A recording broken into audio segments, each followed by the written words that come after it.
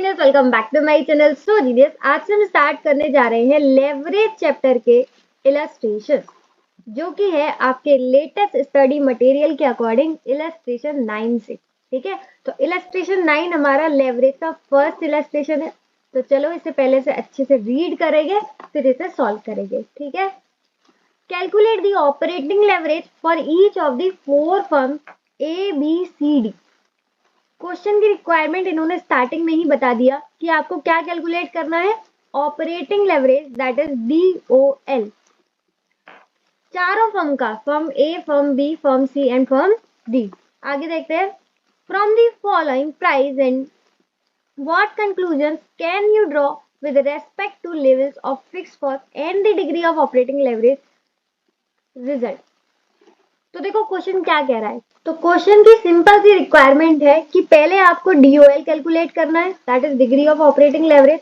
उसके बाद DOL जो आप कैलकुलेट करोगे उसका और फिक्स्ड कॉस्ट का जो भी रिलेशन है उसके ऊपर आपको इसका कंक्लूजन देना है। ठीक है, तो लास्ट में 2-4 लाइन हम ऐड कर देंगे सॉल्यूशन के बाद। क्लियर? यहाँ पर दे रखा है assume number of unit sold is 5000। तो नीचे जो आपको डेटा गिवन है ना, यहाँ पर आपको सेल के यूनिट गिवन नहीं होंगे, तो सेल के यूनिट्स आपको लेने हैं 5000। उन्होंने खुद बोला है सेल के यूनिट्स लेने हैं 5000। ठीक है, तो 5000 सब में आ जाएंगे, firm A, firm B, firm C and the firm D. ठीक है, तो सेल के यूनिट सब में सेम आ जाएंगे, लेकिन ध्यान रखना सेल प्राइस पर यूनिट सबका अलग अलग है। ए का है 20, बी का है 32, सी का है 50 एंड डी का है 70। ठीक, तो सबका जो सेल वैल्यू आएगा वो डिफरेंट आएगा, सेल वैल्यू आएगा वो डिफरेंट आएगा, क्योंकि सबका जो सेल प्राइस यूनिट है वो अलग अलग है। ठीक है, सेल प्राइस पर यूनिट अलग अलग है। और सेल वैल्यू कैसे आता है, सिंपल, सेल की जो यूनिट्स हैं इनटू कर दोगे sale price per unit, sale की जो यूनिट्स हैं दैट इज 5000 इनटू कर दोगे sale price per unit that is 20, दोनों का इनटू करोगे तो आपको आ जाएगा सेल वैल्यू।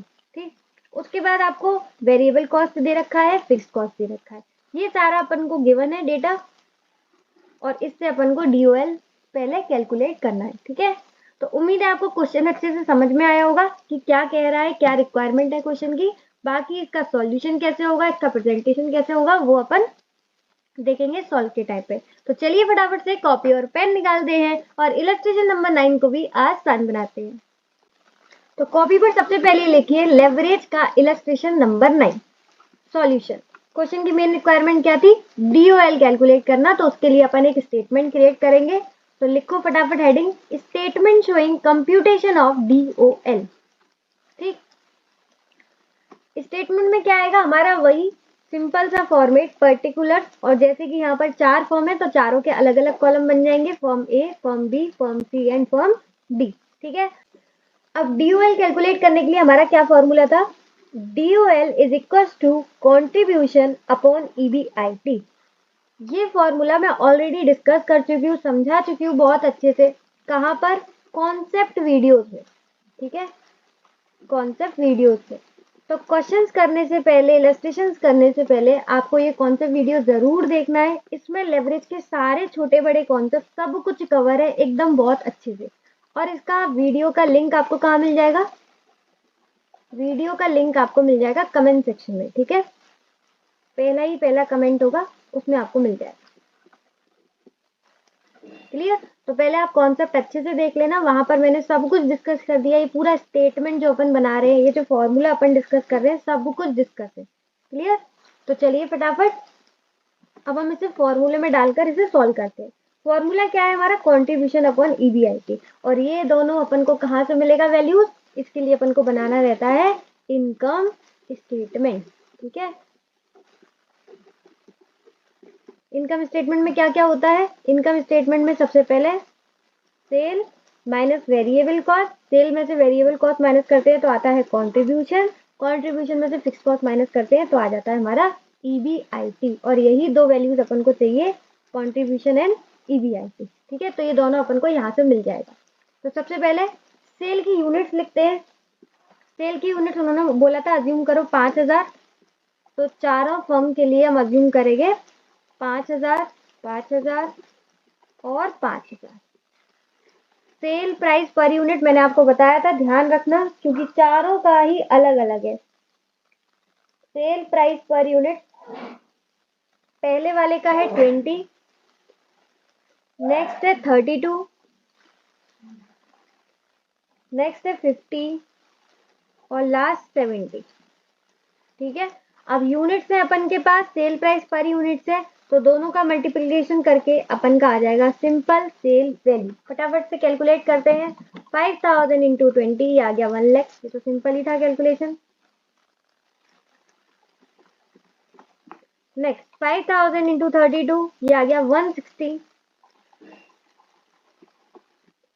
5000 इंटू 50 ये आ गया 250। लास्ट 5000 इंटू 70 ये आ गया 350। ठीक है, तो चारों का अपन के पास सेल वैल्यू आ चुका है। अब variable cost, variable cost question में गिवन था, लेकिन ध्यान रखना पर यूनिट गिवन था, पर यूनिट 6, 16, 20, 50, यानी कि जो अपन की सेल यूनिट गिवन है ना 5000, 5000, 5000, 5000, इसमें अपन को इंटू कर देना है वेरिएबल कॉस्ट पर यूनिट। ठीक है, तो 5000 का इंटू करेंगे अपन 6 में, तो आ जाएगा वेरिएबल कॉस्ट 30,000। तो यहाँ पर माइनस होगा 30,000 का। फिर 5000 इंटू करेंगे अपन, वेरिएबल कॉस्ट कितना है पर यूनिट 16, तो ये आ जाएगा 80,000। 5000 यूनिट का हम इंटू करेंगे 20 वेरिएबल कॉस्ट पर यूनिट, तो आ जाएगा 1 लाख। वेरिएबल कॉस्ट हमेशा आपको सेल के ऊपर ही लेना है। ठीक है, सेल वाली ही यूनिट लेने हैं। नेक्स्ट 5000 सेल यूनिट है और वेरिएबल कॉस्ट पर यूनिट है 50, तो आ जाएगा 2,50,000।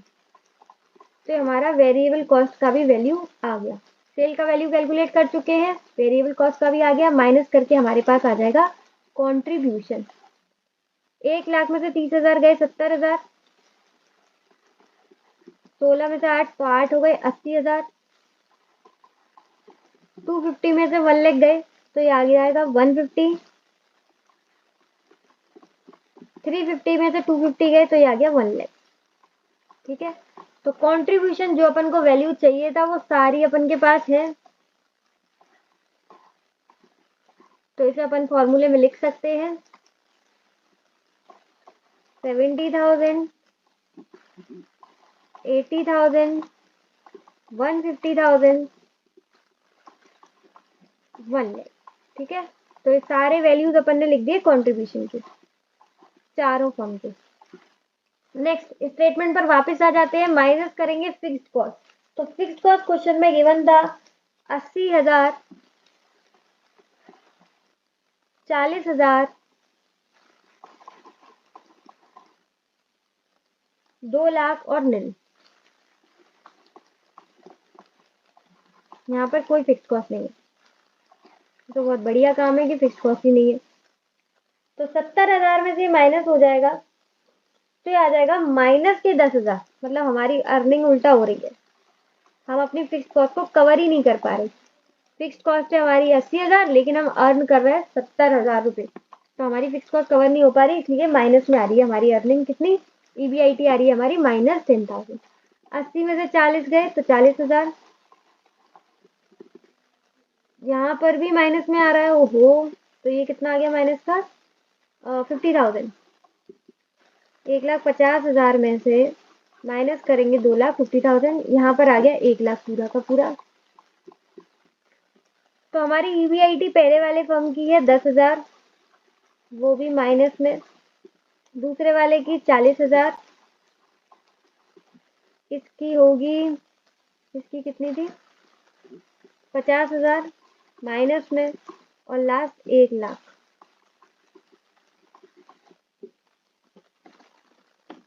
तो यहाँ से हमारा DOL कैलकुलेट हो जाएगा। 70,000 डिवाइडेड बाय करोगे 10,000 तो 7 आएगा, लेकिन